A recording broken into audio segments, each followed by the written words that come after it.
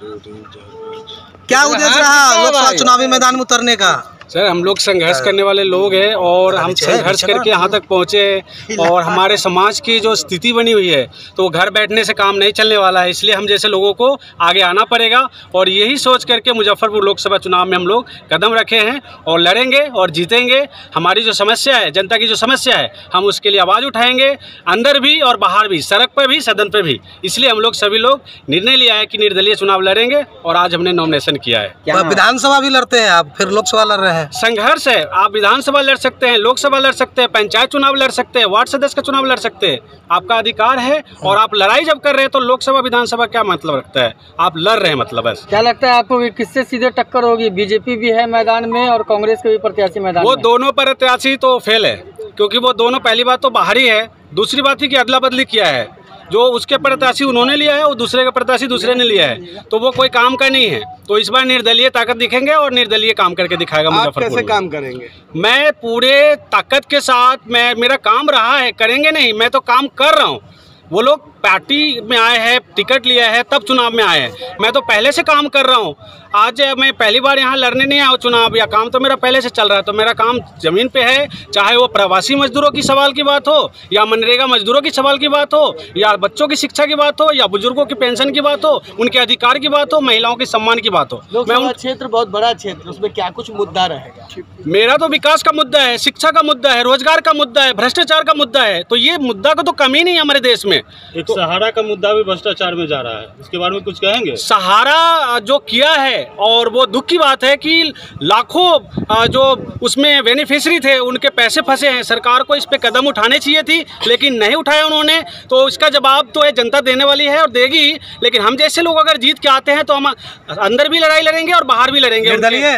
जी हाँ, निर्दलीय लड़ रहा हूँ मैं। क्या पूरा परिचय हो गया? मेरा नाम संजय सहनी है और संजय कुमार। कहाँ के रहने वाले हुए? कुडनी विधानसभा से हूँ, रत्नौली पंचायत मेरा घर है।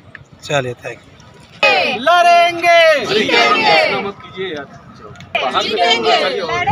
जीतेंगे, लड़े हैं, लड़ेंगे, जीतेंगे, लड़े हैं, जीतेंगे, हम सब एक है, हम सब एक है, हम सब एक है।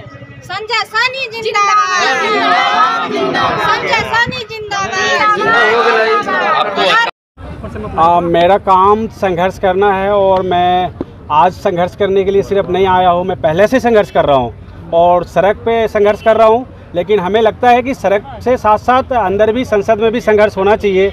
और जो लोग संसद में जाते हैं वो ना लड़ रहे हैं, ना जनता को काम कर रहे हैं, ना संघर्ष कर पा रहे हैं। तो इसलिए हम लोग चुनाव में भी आए हैं। और चाहे वो प्रवासी मजदूरों की बात हो, या मनरेगा मजदूरों की बात हो, या फिर बच्चों की शिक्षा की बात हो, या भ्रष्टाचार की मुद्दा हो, जिन भी इस तरह की समस्या है, मैं सभी पे आवाज़ उठाता रहा हूँ। और मैं अब चुनाव में भी आया ताकि मैं अगर जीतूंगा तो अपने जनता के लिए, अपने समाज के लिए बहुत अच्छा काम करूंगा। और पहले से कर रहा हूं संघर्ष, मेरी ताकत मिल जाएगी और ज़्यादा काम करके दिखाऊंगा। कुछ रहेगा लोकसभा क्षेत्र के लिए? यहाँ तो समस्या का कमी नहीं है, मुद्दा का कमी नहीं है। आप जिधर जाइए त्राहिमाम मचा हुआ है। मैं जिधर भी जाता हूँ, गायघाट ब्लॉक हो या कोई भी ब्लॉक में जाता हूँ, वहाँ के जनता त्रस्त है बिल्कुल। वो बोल रहे हैं नेता कैसा होता है हम लोग तो देखे भी नहीं है, हम सिर्फ चुनाव में देखते हैं। ऐसे से बात आ रही है तो वो नेता फिर काम क्या कर रहे होंगे जो उनको दिखाई नहीं देता? नेता कभी क्षेत्र में नहीं जाते, उनके लिए आवाज़ नहीं उठाते हैं। मुख्य 3 मुद्दा क्या रहेगा जिनको आप मजबूती से उठाएंगे? शिक्षा, रोजगार, स्वास्थ्य, और ये 3 मुद्दा महत्वपूर्ण है हमारे लिए। शिक्षा जरूरी है बच्चों की, रोजगार युवाओं को जरूरत है, और स्वास्थ्य तो सभी की जरूरत है। तो ये 3 मुद्दा है हमारा, और भ्रष्टाचार चौथा मुद्दा तो है ही। जी हाँ, मैं निर्दलीय लड़ रहा हूँ। मेरा नाम संजय सहनी और संजय कुमार है। बड़ी पार्टियां, महागठबंधन, एनडीए है, के सामने किस तरीके? यही तो नया चीज़ होने वाला है, नया चीज़ करना चाहिए ना इंसान को। तो हम लोग नया चीज़ कर रहे हैं, वो तो बहुत पहले से चल रहा है। बीजेपी वगैरह वगैरह, आरजेडी या महागठबंधन जो भी पार्टी चल रही है वो पहले से चल रहा है। तो नया कुछ होना चाहिए ना अपने देश में। तो नया मतलब कि एक अगर अंतिम व्यक्ति जो अंतिम पायदान पे खड़े हैं वो लोग अगर लोकसभा में आते हैं और वो भी निर्दलीय, तो वो एक नया चीज़ होगा। और मैं वही नया चीज़ करने के लिए कदम बढ़ाया हूँ। और मैं अपने समाज के लिए, अपने जनता के लिए, यहाँ के क्षेत्र के लिए मैं संघर्ष करूँगा, लड़ूंगा, जीतूँगा।